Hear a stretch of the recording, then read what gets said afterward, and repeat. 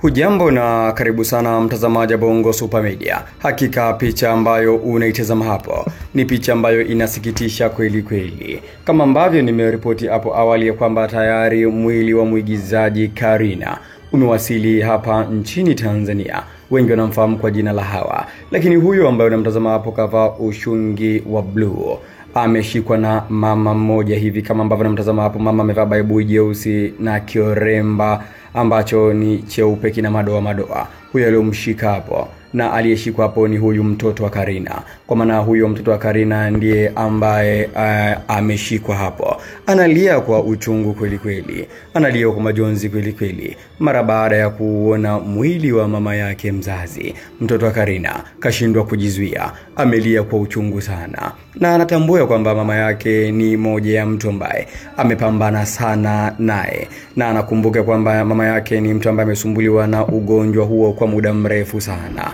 Hivyo leo hii anakuja kuona mama yake amerudi katika namna hiyo. Kiukweli inaumiza sana. Mtoto huyu amelia kwa uchungu, bado ni binti mdogo kimtazama. Bado anahitaji malezi ya mama, lakini imempendeza Mungu zaidi kumchukua mama yake na binti huyo. Binti kashindwa kujizuia, analia kwa uchungu kweli kweli. Ukitazama picha hii ni dhahiri ya kwamba picha hii inaongea sana. Mtoto huyu anawaza mambo mengi sana. Mtoto huyu pengine alikuwa akimtegemea mama yake kwa kiasi kikubwa sana, na alikuwa na matumaini siku moja mama yake atasimama tena na ataendelea na mambo yake kama kawaida. Hakuna raha hapa duniani kama mtu kumuona ama kuwaona wazazi wako wote wakiwa hai.